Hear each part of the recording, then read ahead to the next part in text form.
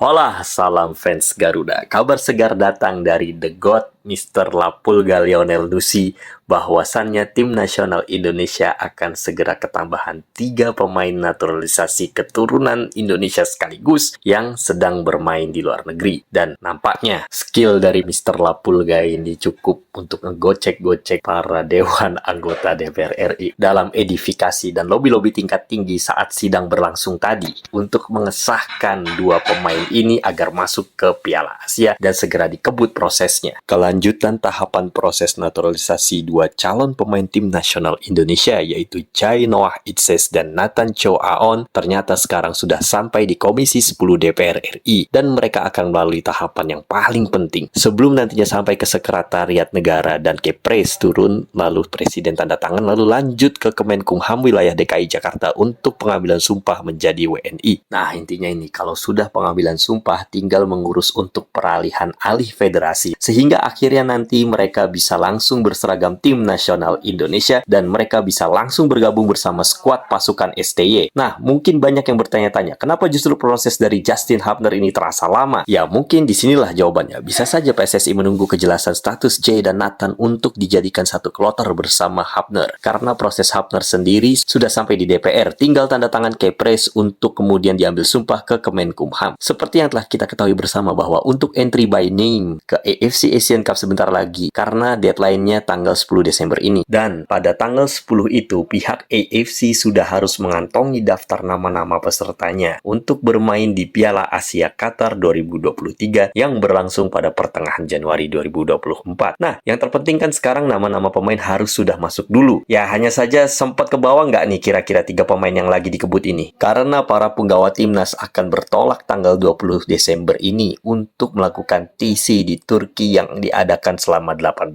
hari yang di dalamnya kita ada 2 agenda uji coba sparring 2 kali yang rencananya akan melawan Libya ya. Sebelum nantinya kita menuju ke Qatar untuk bersiap pentas di putaran final Piala Asia 2023. Kembali ke laporan yang kita terima soal proses naturalisasi. Sekitar 45 menit sudah dibahas di jam 2 siang tadi. Komisi 10 DPR RI sudah membahas tentang penyetujuan kedua pemain ini. Menyetujui rekomendasi kewarganegaraan Republik Indonesia atas nama Saudara Jai Noah Itzes dan Saudara Nathan Noel Romeo Chow Aon.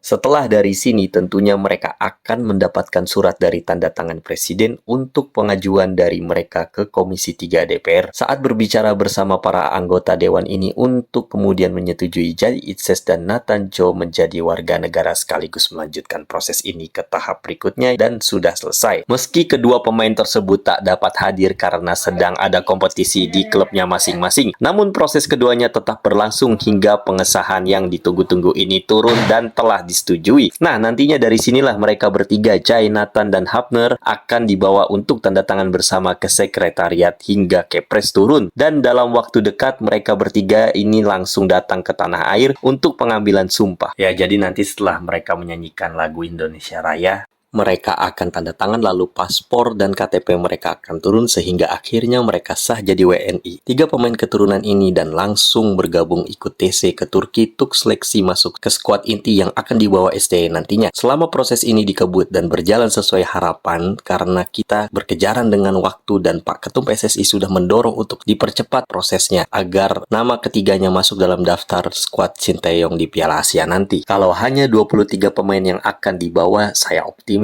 rasanya bahwa 3 nama ini akan langsung tembus ke skuad utama dan bahkan bisa saja menjadi starter atau setidaknya super sub dan pelapis pemain keturunan yang sudah ada. Dan yang pasti mereka bakal tampil di Piala Asia. Kalau dari segi proses naturalisasinya cepat selesai karena setelah dari Komisi 3 ini mereka akan dibawa ke sidang paripurna dan dari sidang paripurna itu barulah selesai. Atau bahkan bisa saja tanpa harus melalui proses sidang paripurna dengan langsung diketok palu untuk mempercepat waktu sehingga Kepres turun untuk kemudian mengambil sumpah. Nah, kita tunggu apakah kekejar. Biar gimana pun kabar ini menjadi harapan segar bagi para insan sepak bola tanah air untuk melihat performa mereka di atas lapangan. Tapi kita ngomong pahit aja, kalaupun nggak sampai kekejar karena waktunya hanya sekitar 1 minggu lagi, sampai mereka mendapatkan persetujuan alih federasi, seenggaknya 3 pemain ini bisa jadi proyeksi untuk Piala Asia Under 23 dan 4 pertandingan pada 2 kali home and away melawan Vietnam dan 2 kali menjamu Irak serta Filipina di di laga sisa untuk menyapu bersih laga demi meraih poin penuh di lanjutan putaran kedua kualifikasi Piala Dunia 2026.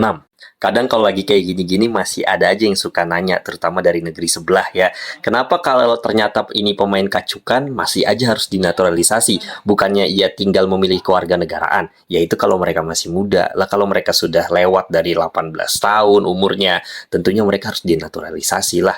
Kecuali mereka umurnya masih di bawah 20-an gitu kan. Nah, kayak gini-gini aja banyak yang nggak paham gitu loh. Inilah kenapa kita kasih paham. Kenapa orang-orang seperti Jay Istes yang berusia 23 tahun, Nathan Cho yang berusia 21 tahun, itu harus melalui proses naturalisasi. Karena mereka sudah tidak bisa lagi memilih kewarganegaraan secara otomatis. Bayangkan jika 3 pemain ini bisa kita bawa ke Piala Asia, setidaknya kan lumayan buat memperkokoh lini pertahanan kita. Jadi nggak hanya mengandalkan Elkan Bagot dan Hordi Ahmad yang sudah melambat, tapi ada ketambahan pemain yang masih segar seperti Jay Itses yang kuat dalam bola-bola atas, kemudian ada Justin Hubner yang setidaknya memiliki kecepatan dan ketenangan dalam mengintercept bola dan lawan. Kemudian masih ada nama seperti Nathan Cho Aon yang setidaknya bisa menjadi pelapis daripada Shane Patinama serta Pratama Arhan. Tentu ini menjadi opsi-opsi yang lebih lagi bagi Shin Tae-yong dalam memilih starting line up. Sehingga jika pemain ini sudah dibawa, tinggal kita menunggu proses daripada Ragnar Oratmangun dan syukur-syukur Indonesia bisa mendatangkan pemain-pemain sekelas UCL ya. Ini pemain yang benar-benar grade A yaitu Kevin Tix dan juga penjaga gawang yaitu Emil Audero Mulyadi. Ya kita doakan saja yang terbaik untuk tim nasional Indonesia. Semoga apapun yang terjadi kita tetap dukung